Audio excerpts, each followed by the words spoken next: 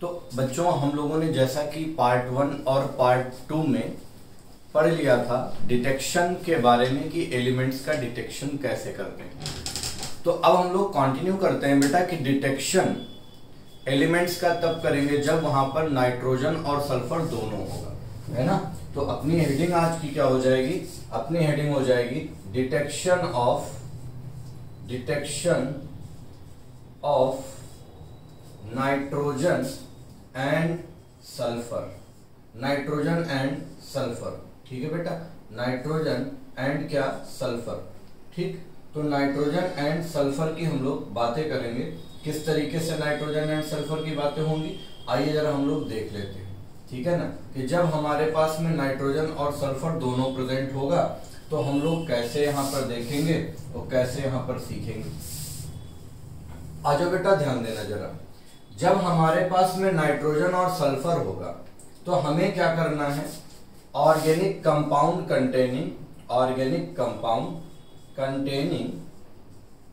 Containing nitrogen and sulphur,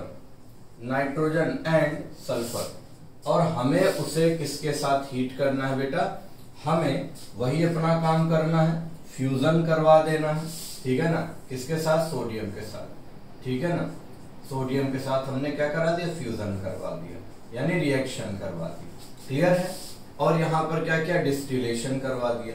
सबको पता है बेटा डिस्टिलेशन हम किसके साथ कराएंगे, डिस्टिलेशन विद वाटर, ठीक है, डिस्टिलेशन विद वाटर, वाटर के साथ क्या करा देंगे बेटा, डिस्टिलेशन करा देंगे।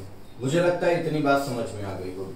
तो जब डिस्टिलेशन कराएंगे तो ये बन जाएगा बेटा क्या, NaCNS बन जाएगा, ठीक है ना, क्या बनेगा, NaCNS बनेगा। यहीं पर जब हम क्या करेंगे, इसको रिएक्शन करवा देंगे Fe2SO4 the whole thrice solution से, या फिर अगर ये नहीं है तो हम करवा दे रहे हैं बेटा FeCl3 सॉल्यूशन के साथ। मान लो इन दोनों में से हम कोई सा भी ले सकते हैं, तो जो बनेगा वो Na हट करके यहां पर क्या बन जाएगा, FeCNS द होल थ्राइस, ठीक है ना, FeCNS द होल थ्राइस बन जाएगा, ठीक है ना। और ये जो कंपाउंड बनता है बेटा, ये कंपाउंड जो बनेगा, ये कंपाउंड तुम्हारा कैसा होता है, डार्क रेड कलर का होता है, ठीक है ना, कैसा हो जाएगा, डार्क रेड कलर का हो जाएगा, क्लियर है ना, डार्क रेड कलर का हो जाएगा, या इसी को आप बोल सकते हैं और क्या, ब्लड रेड कलर, ओके बेटा, ब्लड रेड कलर, यानी जिस तरीके से आप देखते हो ना ब्लड का कलर होता है वैसे ही हो जाएगा, ठीक है ना। अब अगर देखना हो कि ब्लड का कलर कैसा होता है तो खून निकालो और देख लो, ठीक है ना, आराम से समझ में आ जाएगा। तो ये बात समझ में आ गई होगी कि इस तरीके से जैसे ही यहाँ पर डार्क रेड कलर मिलेगा तो डार्क रेड कलर मिलने से हमें पता चल जाएगा कि यहाँ पर किसकी किसकी प्रेजेंस है बेटा, नाइट्रोजन एंड सल्फर की प्रेजेंस है। अब यहाँ पर एक पॉइंट और आता है कि जब ये NaCNS बनता है ना, NaCNS बनता है, तो अगर यहीं पर हम एक्सेस में सोडियम पास कर देंगे, ठीक है ना, Na किस में हो जाएगा, एक्सेस में, Na किस में हो जाएगा बेटा, एक्सेस में। अगर Na यहीं पर एक्सेस में दे दिया जाएगा तो क्या होगा, सोडियम एक्सेस में देने पर ये डिकम्पोज्ड हो जाएगा, और बेटा ये डिकम्पोज्ड हो जाएगा दो पार्ट में, किसमें डिकम्पोज्ड हो जाएगा, ये एक तो डिकम्पोज्ड हो जाएगा Na2S में, और दूसरा ये डिकम्पोज्ड किस में हो जाएगा, बोलो बेटा, ये डिकम्पोज तुम्हारा हो जाएगा NaCN में।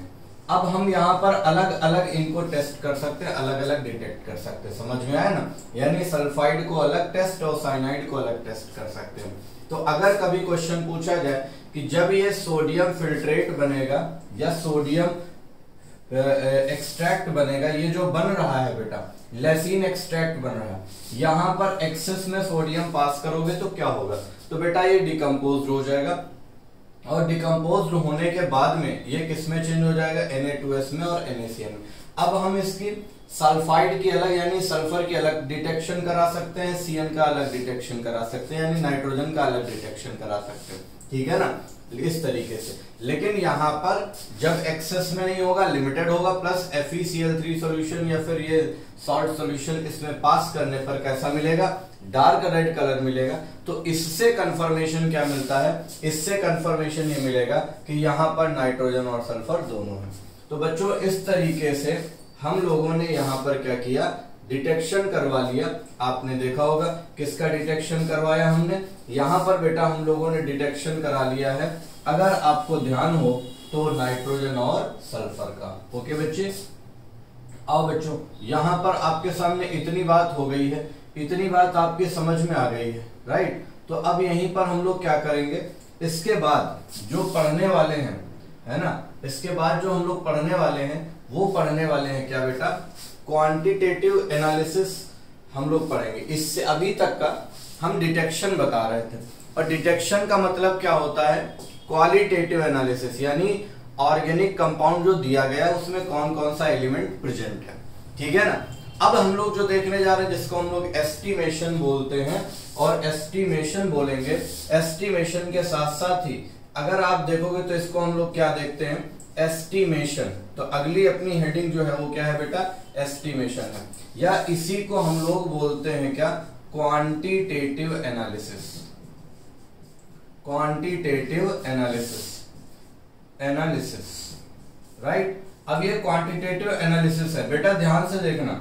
एक है तुम्हारे सामने क्वांटिटेटिव एनालिसिस, यानी एक आप अभी पढ़ करके आए हो, थोड़ी देर पहले क्या पढ़ करके आए हो बेटे, अगर आपको ध्यान हो तो आप यहां पर पढ़ करके आए हो क्वालिटेटिव एनालिसिस, राइट।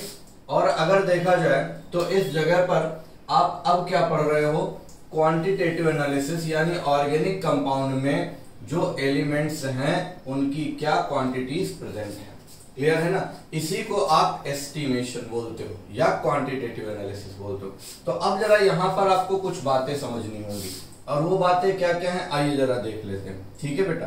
सबसे पहले मैं आपको बताने वाला हूं कि कौन से एलिमेंट का एस्टिमेशन किस फॉर्म में किया जाता है, कौन से एलिमेंट का एस्टिमेशन या क्वालिटेटिव एनालिसिस किस फॉर्म में किया जाता है। अब जरा देखो जरा, सबसे पहले अगर बोला जाए कार्बन, तो कार्बन किस फॉर्म में होता है बेटा, CO2 के फॉर्म में यहां पर आता है। तो कार्बन का एस्टिमेशन हम CO2 के रिस्पेक्ट में करेंगे।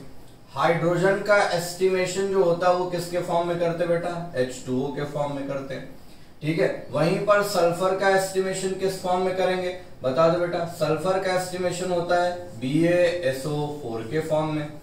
हैलोजन अगर है तो हैलोजन X का एस्टिमेशन किस फॉर्म में होता है बेटा, AgX के फॉर्म में होता है, ठीक है ना, ये याद कर लो। अब कैसे, मान लो अगर यहां पर Cl है तो ये क्या हो जाएगा, AgCl हो जाएगा, ओके बेटा। यहां पर अगर Br है तो किस फॉर्म में आ जाएगा, ये AgBr आ जाएगा, ओके। अब यहां पर अगर आयोडीन है तो किस फॉर्म में आ जाएगा बेटा, AgI के फॉर्म में इसका एस्टिमेशन होगा, राइट। कोई प्रॉब्लम तो नहीं है, यहां पर देख लो। अब यहां पर सल्फर हो गया, हैलोजन हो गया, ठीक है, और कौन सा हो गया बेटा, यहां पर अगर देखा जाए तो कार्बन हो गया। नेक्स्ट अगर यहीं पर देखा जाए तो क्या हो जाएगा, आयोडीन है।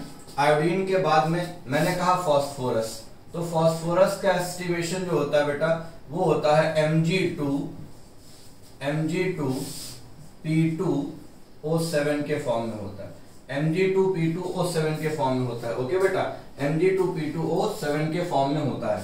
तो ये Mg2P2O7 क्या कहलाता है, मैग्नीशियम पायरोफॉस्फेट, ठीक है बेटा, मैग्नीशियम पायरोफॉस्फेट। अब जरा सुनना यहीं पर ध्यान से बेटा, बहुत ध्यान से। नाइट्रोजन का एस्टिमेशन जो होता है, नाइट्रोजन का एस्टिमेशन, ओके, नाइट्रोजन का एस्टिमेशन दो रूपों में होता है। किसमें किसमें होता है, एक होता है N2 के फॉर्म में, एक होता है N2 के फॉर्म में, और दूसरा होता है अमोनिया के फॉर्म में। समझ आ गया ना बेटा, एक होता है किसके फॉर्म में, N2 के फॉर्म में, और एक होता है अमोनिया के फॉर्म में। मैं यहीं पर आपको याद करवा देता हूं कैसे। आप याद रखना बेटा DNK से, किससे याद रखना बेटा, DNK से। अब ये कहते सर DNK क्या बवाल चीज है, DNK में याद रखना ये हो गया N2, और यहां याद रखना ये हो गया अमोनिया, ठीक। अब देखो कैसे, अब जरा क्लॉकवाइज चल देना, यानी N2D और अमोनिया K, ये है क्या, जरा सुनिएगा। जब हम लोग नाइट्रोजन का एस्टिमेशन करवाएंगे, और नाइट्रोजन का एस्टिमेशन करवाएंगे यानी क्वालिटेटिवली नहीं क्वांटिटी निकालेंगे, तो क्वांटिटी निकालने में नाइट्रोजन का एस्टिमेशन जो N2 के फॉर्म में होगा बेटा, तो यही होता है, डी से याद रखना, ड्यूमास मेथड या ड्यूमा मेथड बोला जाता है। ठीक है ना, कौन सा मेथड हो जाएगा, बोलो बेटा, ड्यूमा मेथड हो जाएगा। Which method, Dumas method. और यहीं पर अगर देखा जाए तो ये जो के है ये क्या हो जाएगा, जेल्डॉल मेथड होता है। ठीक है ना, जेल्डॉल मेथड होता है, क्लियर है ना, जेल्डॉल मेथड होता है, राइट, या जेल्डॉल्स मेथड बोलते हैं। ठीक, तो अब जरा आपको समझ लेना चाहिए यहीं पर क्या बच्चे, कि नाइट्रोजन का एस्टिमेशन दो तरीके से हम करा सकते हैं, एक होता है ड्यूमा मेथड और एक होता है जेल्डॉल मेथड। जब हम लोग देखेंगे यहीं पर नाइट्रोजन का एस्टिमेशन N2 के फॉर्म में हो रहा है तो कौन सा मेथड होगा बेटा, ड्यूमा मेथड हो जाएगा।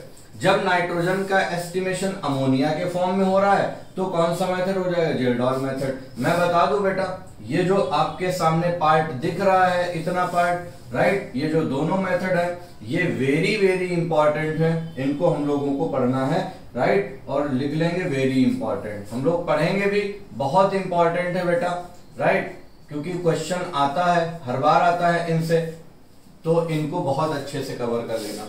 अब जरा फिर से एक बार देख लो ये चार्ट तुम्हारा जो कार्बन का एस्टिमेशन किस फॉर्म में है बेटे, CO2।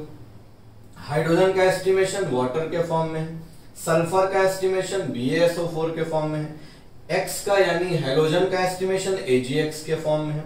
मान लो यहाँ Cl हुआ तो किस फॉर्म में, AgCl, Br हुआ तो AgBr, आयोडीन हुआ तो AgI, फास्फोरस होगा तो हम इसको एस्टिमेट करेंगे किसमें, मैग्नीशियम पायरोफॉस्फेट के फॉर्म में।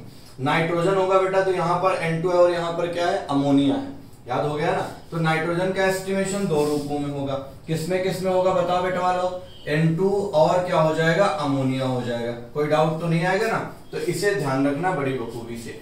तो जब नाइट्रोजन का एस्टिमेशन N2 के फॉर्म में होगा तो कौन सा मेथड, ड्यूमा मेथड, और जब नाइट्रोजन का एस्टिमेशन किसमें होगा, अमोनिया के फॉर्म में होगा तो कौन सा मेथड, जेल्डॉल मेथड। बहुत इंपॉर्टेंट है। तो अब हम लोग यहीं पर इन एस्टिमेशंस को देख लेते हैं और एक एक करके फिर हम लोग यहाँ पर इनके फॉर्मूले समझेंगे और जानेंगे। ठीक है, तो इतना बात समझ में आ गया होगा मेरे प्यारे बच्चों को। ठीक, आ जाओ बेटा, नेक्स्ट यहीं पर हम लोग बात करने जा रहे हैं और वो है क्या, क्वालिटेटिव नहीं, अब क्या है, quantitative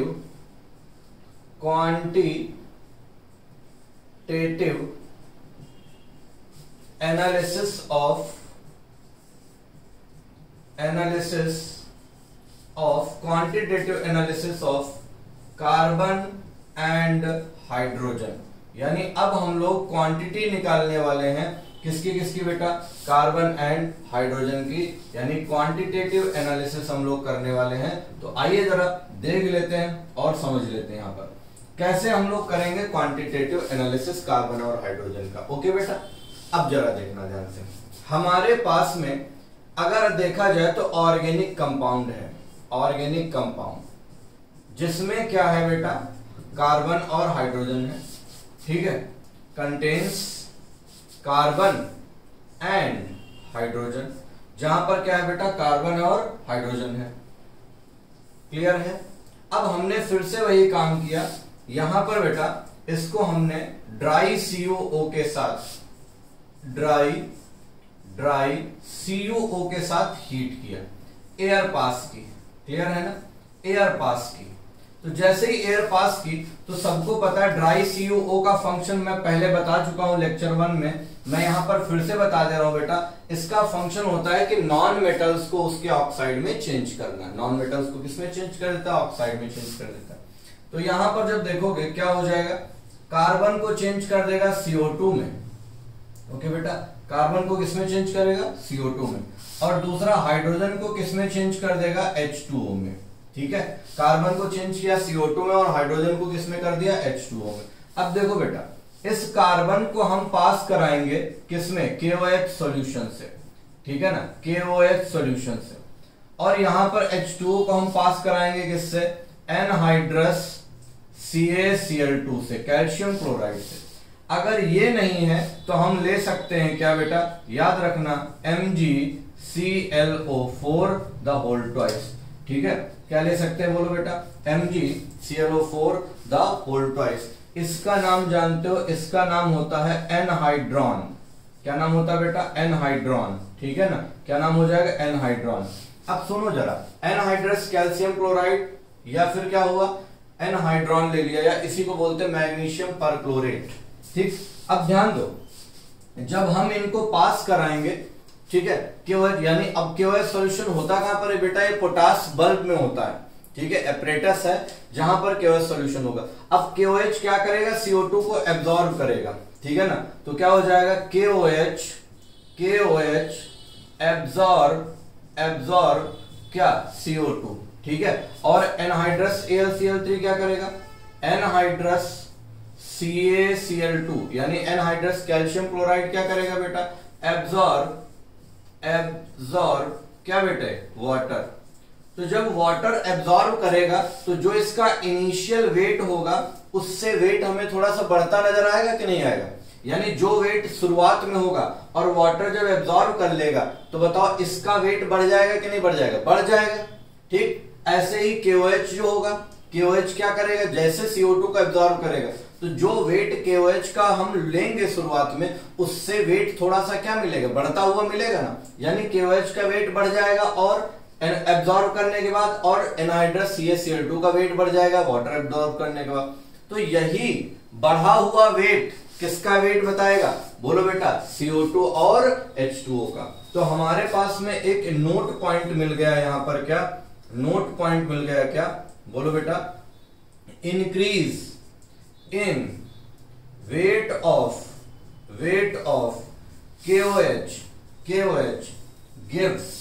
KOH gives amount of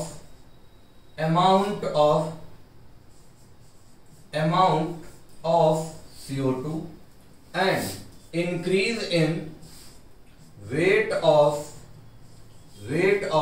क्या, anhydrous CaCl2 gives amount of, बोलो क्या बेटा, वाटर देगा। यानी हमें CO2 और H2O का अमाउंट जो मिलेगा वो किससे मिलेगा बेटा, वो हमें मिल जाएगा इनके बढ़े हुए वेट से। ठीक, तो इस तरीके से हम क्वांटिटी निकालते हैं। अब क्वांटिटी निकाल लेंगे किसकी बेटा, क्वांटिटी हम लोग निकाल लेंगे यहां पर किसकी, CO2 और H2O की। लेकिन एक तरीका और भी है, अब आपको यहां पर देखना होगा ध्यान से। कार्बन का एस्टिमेशन अगर देखा जाए तो कार्बन का यहां पर एस्टिमेशन या क्वालिटेटिव एनालिसिस किस रूप में हो रहा, CO2 में हो रहा। ठीक है, पक्का। और हाइड्रोजन का एस्टिमेशन या क्वांटिटेटिव एनालिसिस किस रूप में हो रहा, H2O के रूप में हो रहा। ठीक है बेटा, तो ये यहां पर देखो दो एटम हो गए। अब ऐसे इसको निकाल लेना बेटा, कार्बन का वेट कितना होता है, 12 होता है, और CO2 का वेट कितना होता है, 44 होता है। हाइड्रोजन का वेट यहां पर 2 हो जाएगा और H2O का कितना हो जाएगा, 18 हो जाएगा। तो हम परसेंटेज से भी निकाल सकते हैं। कैसे निकालेंगे बेटा, परसेंटेज कार्बन बराबर क्या हो जाएगा, 12/44 गुणे क्या हो जाएगा, वेट ऑफ CO2, जो CO2 का वेट होगा, यानी जो CO2 का वेट वहां पर मिलेगा। और CO2 का वेट कौन देगा, KOH का बढ़ा हुआ मास। तुरंत यहां पर लगा देना, क्या हो जाएगा बोलो यार, divided by weight of organic compound. Organic compound के वेट से क्या कर देना, डिवाइड कर देना। परसेंटेज निकालना है तो मल्टीप्लाइड बाय कितना हो जाएगा, 100 हो जाएगा। ये देखो भैया, ऐसे हम वेट ऑफ CO2 से परसेंटेज ऑफ कार्बन आराम से निकाल सकते हैं। ठीक है, अब यहां पर मान लो निकालना, कैसे निकालोगे बेटा, आराम से देख लो बेटा, कोई दिक्कत नहीं है। परसेंटेज हाइड्रोजन बराबर कितना, हाइड्रोजन है 2 है ऊपर वेट इसका, तो 2 बटे क्या कर दोगे, 18। ठीक है ना, गुणे यहां पर क्या लिखोगे, वेट ऑफ H2O। ठीक है, डिवाइडेड बाय जितना वेट आप ऑर्गेनिक कंपाउंड का ले रहे हो मल्टीप्लाइड बाय 100 हो जाएगा। समझ गए ना बेटा। तो ये देखो इस तरीके से हम लोगों ने परसेंटेज निकाल दिया, किसका, हाइड्रोजन का निकाल दिया। तो ये सबसे पहला जो था ये एक प्रकार से लाइबिक्स मेथड ही है जिससे हम क्वांटिटी निकाल रहे हैं। ठीक, तो अब बताओ बढ़ा हुआ वेट KOH का क्या देगा बेटा, CO2 का अमाउंट देगा। बढ़ा हुआ वेट एनहाइड्रस CaCl2 का क्या देगा, H2O का अमाउंट देगा। और फिर हम लोग उन्हीं H2O और CO2 के वेट का इस्तेमाल करके हम यहाँ पर परसेंटेज निकालते हैं, या अगर ये परसेंटेज दिया होगा तो हम इनका वेट निकाल सकते हैं। समझ में आ गया होगा बेटा। तो इस तरह से हम लोग percentage of carbon and percentage of hydrogen निकाल सकते हैं। ठीक है, यहां तक बेटे किसी को कोई प्रॉब्लम नहीं होनी चाहिए, आराम से आप देख सकते हैं। ठीक, एक बात और मैं यहीं पर बताऊंगा। क्या बेटे, अभी ध्यान दीजिएगा, थोड़ी देर पहले मैंने आपको बताया था कि यहाँ पर जिससे हम लोग पास कर रहे हैं, वो पास करने वाला जो कंपाउंड है वो कौन सा है, ड्राई CuO है। ठीक है ना, क्या है बेटा, ड्राई CuO है। ठीक, तो अब यहां पर मैं आपसे एक बात और बताने जा रहा हूं, जरा ध्यान दीजिएगा, और ये है इंपॉर्टेंट नोट। क्या है, इंपॉर्टेंट नोट, ध्यान दीजिएगा, इंपॉर्टेंट नोट, इंपॉर्टेंट नोट है। और इंपॉर्टेंट नोट क्या है मैं आपको बता देता हूं, उसे याद रखिएगा। ठीक है, अगर in presence of nitrogen in organic compound, यानी जब ड्राई CuO के साथ आप हीट कर रहे हो तो वहां पर कार्बन हाइड्रोजन के साथ साथ और क्या प्रेजेंट है, नाइट्रोजन प्रेजेंट है in organic compound, then gaseous mixture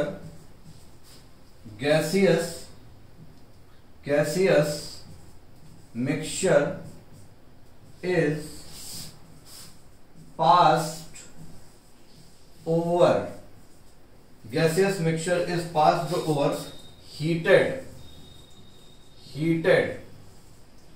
copper gauge, यानी जब वहां पर कार्बन और हाइड्रोजन के अलावा और कौन प्रेजेंट होगा, नाइट्रोजन। तो पहले ड्राई CuO से कराएंगे, उसके बाद उसको हम किससे पास करवाएंगे बेटा, बोलो बोलो, कॉपर गेज से। ऐसा क्यों कराते हैं जरा समझिएगा, कारण देखो, अगर ऑर्गेनिक कंपाउंड में कार्बन है, हाइड्रोजन है, नाइट्रोजन है, ये है, ठीक है ना, ये है, तो हमने यहां पर क्या किया बेटा, अगर हमने इसकी रिएक्शन करवा दी ड्राई CuO से, ठीक है ना, तो अब देखो सबको पता है कि ड्राई CuO नॉन मेटल को ऑक्साइड में बदलता है। तो अब यहां पर क्या होगा बेटा, कार्बन तो चेंज हो जाएगा CO2 में, हाइड्रोजन चेंज हो जाएगा H2O में, और नाइट्रोजन जो चेंज होगा वो ऑक्साइड में आ जाएगा। तो जैसे NO2 है ना, जैसे N2O5 है, राइट, एक्सेट्रा, इन ऑक्साइड्स में चेंज हो जाएगा। अब हम क्या करेंगे, इस गैसियस मिक्सचर को हम फिर से पास करवा देंगे किससे, कॉपर गेज से, यानी कॉपर की जो जाली होगी ना उससे हम क्या करेंगे, पास करेंगे और वहां पर हीट कर देंगे, क्योंकि वो कॉपर की जाली जो होगी वो हीटेड रहेगी। तो यहां पर क्या होगा, CO2 पर कोई प्रभाव नहीं पड़ेगा, H2O पर कोई प्रभाव नहीं पड़ेगा, ऐसे कैसे चले जाएंगे। लेकिन जो नाइट्रोजन के ऑक्साइड हैं वो किस में आ जाएंगे बेटा, N2 में आ जाएंगे। बात समझ में आई ना, यानी नाइट्रोजन के ऑक्साइड जो हैं वो किस में आ जाएंगे, N2 में आ जाएंगे। तो अब ये N2 इन दोनों को प्रभावित नहीं करेंगे, ठीक है ना। तो अगर नाइट्रोजन प्रेजेंट है तो हमें गैसियस मिक्सचर को किसमें हीट करना पड़ेगा, कॉपर गेज में, ताकि वो किसमें चेंज हो जाए, N2 में। तो ये इंपॉर्टेंट पॉइंट है, याद रखिएगा कि अगर नाइट्रोजन प्रेजेंट हुआ तो वहां पर किससे हीट करना पड़ेगा, ड्राई CuO के बाद में कॉपर गेज से। ठीक है बेटा, एक बात और समझिएगा, यहीं पर जरा देखिएगा, और यहीं पर आपको ये जानना होगा बेटा क्या, कि और क्या क्या चीजें हो सकती हैं यहाँ पर। एक बात और देखिएगा, इंपॉर्टेंट पॉइंट दूसरा देखिएगा, सारे बच्चे देखेंगे इंपॉर्टेंट पॉइंट दूसरा, और वो इंपॉर्टेंट पॉइंट दूसरा क्या है जरा देखिएगा, सेकेंड इंपॉर्टेंट पॉइंट क्या है, ठीक है ना। इफ सल्फर इज प्रेजेंट, अगर वहां पर सल्फर प्रेजेंट होगा, ठीक है ना, if sulphur is present, okay बेटा, then mixture is passed, then mixture is passed over PbCrO4,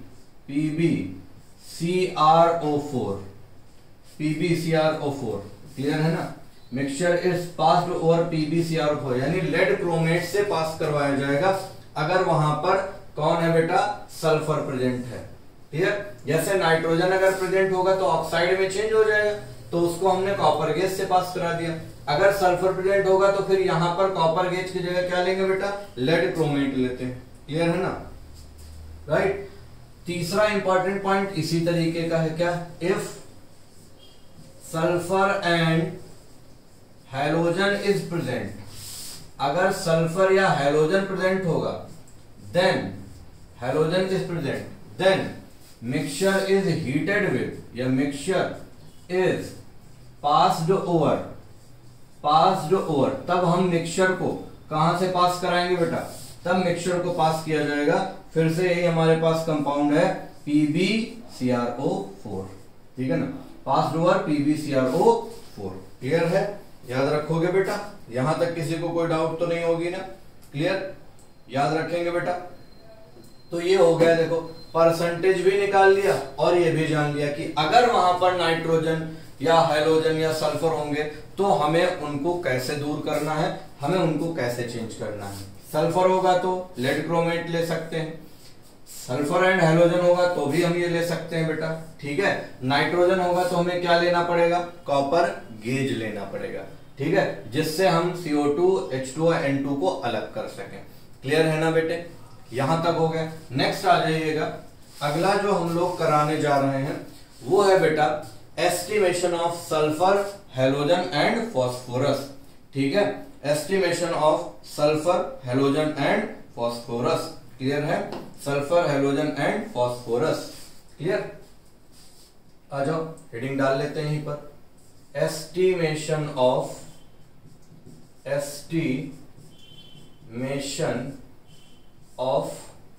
sulphur, X, ये X वाला नहीं बेटा, एंड फॉस्फोरस। क्लियर है ना, estimation of sulphur, halogen and phosphorus. Clear है ना, estimation of sulphur, halogen and phosphorus. Okay बेटा, आइए जरा सल्फर, हैलोजन एंड फॉस्फोरस का कैसे एस्टिमेशन होगा हम लोग समझने वाले हैं। सबसे पहले आप यहां पर पॉइंट लिखेंगे, क्या, SXP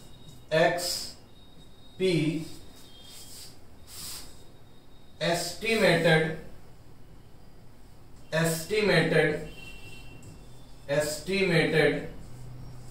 by Carius मेथड।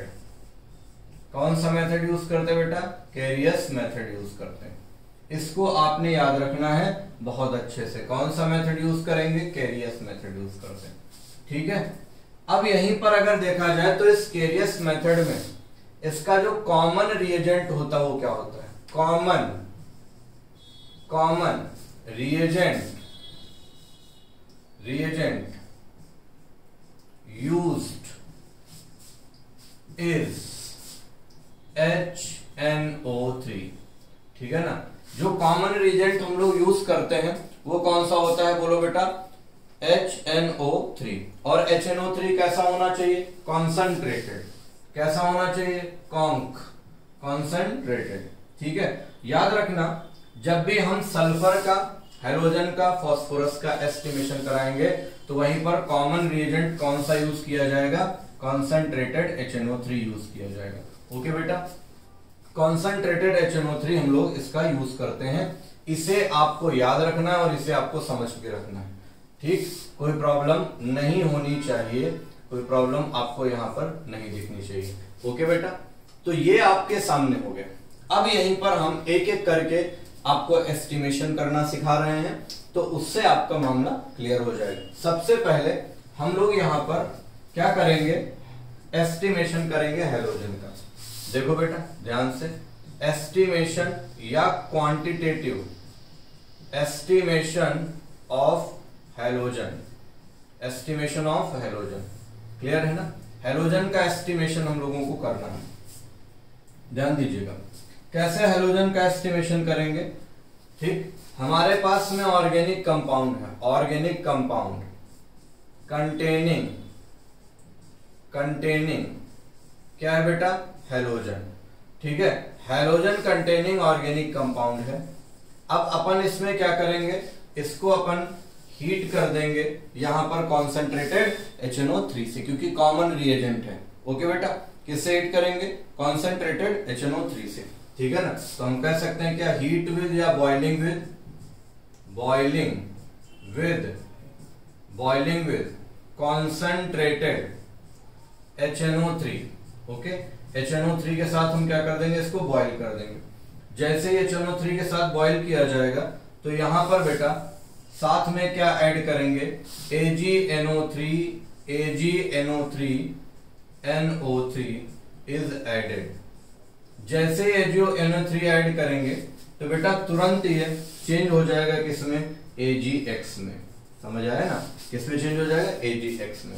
अब सुनो, ये AgX जो है ये किसमें हो सकता है, AgCl भी हो सकता है, क्योंकि अगर XCl है तो क्या बन जाएगा, AgCl। अगर X तुम्हारा ब्रोमीन है तो क्या बन जाएगा बेटा, AgBr बन जाएगा। ठीक है ना, अगर ये आयोडीन है तो क्या बन जाएगा, बोलो बेटा, AgI बन जाएगा। ठीक, तो ये देखो तुम्हारे सामने होगा। तो इस तरीके से हम लोग एस्टिमेशन कर सकते हैं। ठीक है, अब जरा देखो इनका हम परसेंटेज निकलवा देते हैं ताकि आपका काम आसान हो जाएगा और फॉर्मूला भी समझ में आ जाएगा। मुझे बताओ फटाफट यहीं पर बेटा, जल्दी से बताना। ठीक है, और गड़बड़ तो बिल्कुल भी करना ही नहीं है, क्योंकि गड़बड़ करोगे तो फिर मामला सेट नहीं हो पाएगा। आ जाओ जरा यहां पर मुलायदा फरमाओ। Cl का एस्टिमेशन किस फॉर्म में हुआ बेटा, AgCl के फॉर्म में हो गया।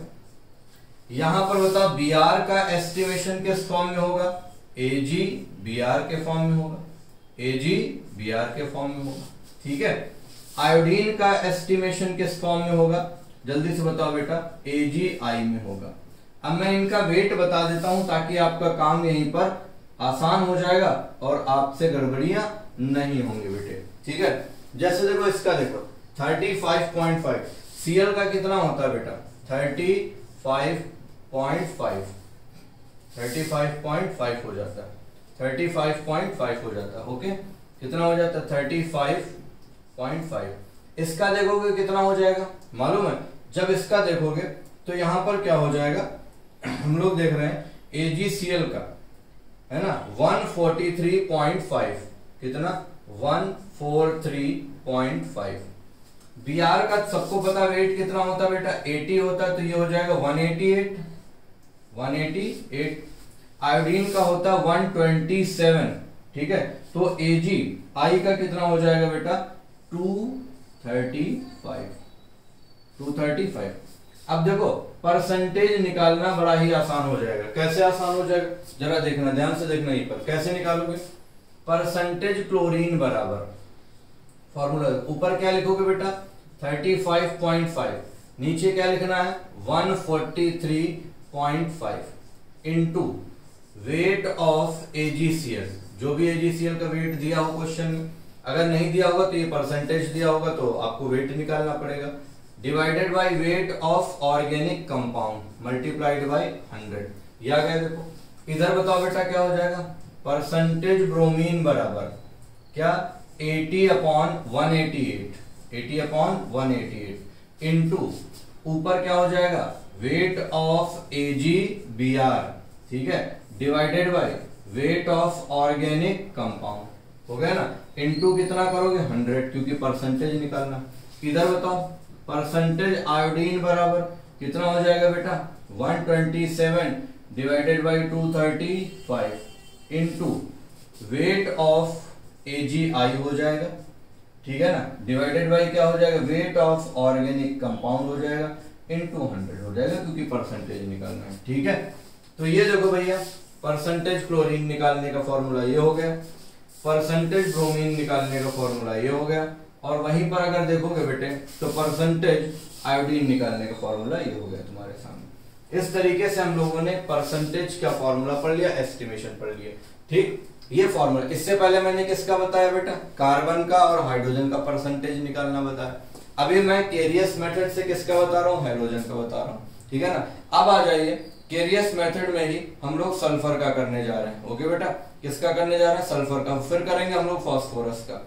ओके, यहां तक कंप्लीट कर लिया है ना भाई लोग, आ जाओ जल्दी से। वहीं पर अगर देखा जाए सल्फर है तो सल्फर से कैसे हम लोग करेंगे, ध्यान से देखना है और समझ के रखना है, ठीक है। बोलो बोलो। एस्टिमेशन ऑफ सल्फर जो होता है वो हम लोग 3 तरीके से करते हैं, लेकिन आपको यहाँ पर बहुत ज्यादा हेक्टिक नहीं लेना है। देखो जरा कैसे 3 तरीके से करते हैं। तो हेडिंग हो जाएगी अपनी केरियस मेथड में estimation of sulphur, estimation of sulphur, ठीक है ना। एस्टिमेशन ऑफ सल्फर, कैसे हम लोग सल्फर का एस्टिमेशन करेंगे, ध्यान देना है बड़े आराम से बेटा, गड़बड़ तो बिल्कुल नहीं करनी है, ठीक है। कैसे हम लोग एस्टिमेशन करेंगे जरा देखिएगा, बहुत आराम से देखिएगा बेटा, गड़बड़ नहीं करनी। कैसे हम लोग करेंगे, हमारे पास में है organic compound containing sulphur, organic compound containing sulphur, okay बेटा।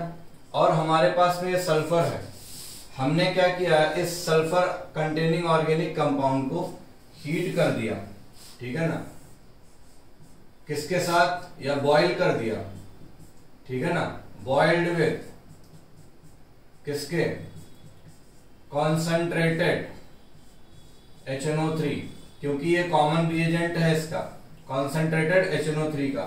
जब कॉन्सेंट्रेटेड HNO3 के साथ बॉईल करेंगे तो ये चेंज हो जाएगा बेटा किसमें, H2SO4 में, ठीक है अंकल। अब यहां पर H2SO4 की रिएक्शन हो जाएगी किससे, BaCl2 सॉल्यूशन से। जैसे ये चेंज होगा तो यहां पर क्या बन जाएगा, BaSO4। सबको पता BaSO4 व्हाइट प्रेसिपिटेट होता है ना। तो आपको समझ में आ गया कि जैसे BaSO4 बनेगा इसी से हम एस्टिमेशन करवा लेंगे। देखो जरा कैसे, सल्फर का एस्टिमेशन किस फॉर्म में हो गया, बोलो बेटा, BaSO4 के फॉर्म में, BaSO4 के फॉर्म में, क्योंकि लास्ट में देखा जाए क्या बन रहा है, BaSO4 बन रहा है। अब जरा वेट बता दो मुझे, यहां पर कितना हो जाए BaSO4 का वेट, मैं आपको बता देता हूं BaSO4 का वेट कितना होता है, 233, राइट। सल्फर का होता है 32 और ये हो जाएगा बेटा क्या, 233।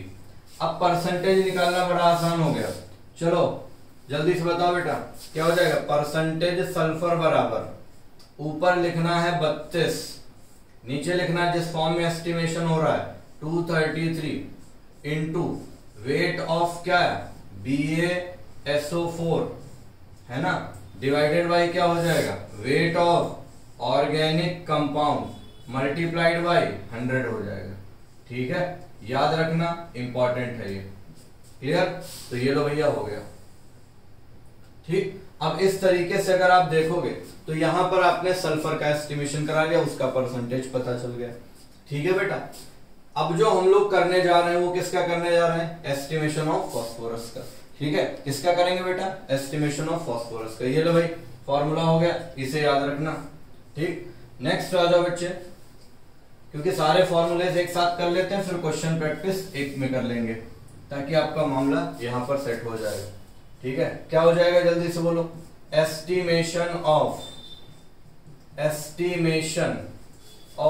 फास्फोरस, या क्वालिटेटिव एनालिसिस ऑफ फास्फोरस बोल सकते हो। कैसे करोगे क्वालिटेटिव एनालिसिस फास्फोरस का, ध्यान देना बेटा यहां पर बड़े आराम से। कैसे करोगे, देखो बेटवा लोग, यहां पर जब आ गया तो फास्फोरस का एस्टिमेशन हम लोग करेंगे। कैसे करेंगे मैं आपको बता रहा हूं। हमारे पास में ऑर्गेनिक कंपाउंड है, ऑर्गेनिक कंपाउंड कंटेनिंग क्या बेटा, फास्फोरस। अब उसमें कार्बन हाइड्रोजन तो होगा ना बेटा। अब मैंने क्या किया, इसको फिर से हीट कर दिया, क्या सब लोगों को पता है, बॉइल्ड विद बोलो बोलो कॉन्सेंट्रेटेड HNO3। तो बॉइल्ड विद किसके साथ, कॉन्सेंट्रेटेड HNO3 के साथ, कॉन्सेंट्रेटेड HNO3 के साथ, ओके बेटा। जैसे बॉइल किया तो ये फास्फोरस अपने ऑक्सी एसिड में चेंज हो जाता है। वैसे भी एक बात याद रखना, जो नॉन मेटल जो है, ठीक है, उनको जब कॉन्सेंट्रेटेड HNO3 के साथ बॉइल करते हैं या रिएक्शन करवाते हैं तो वो अपने ऑक्सी एसिड में चेंज हो जाते हैं, ठीक है। अब यहां पर जो बना हुआ है, ठीक है ना, यहां पर जो आपके सामने H3PO4 है, ओके बेटा।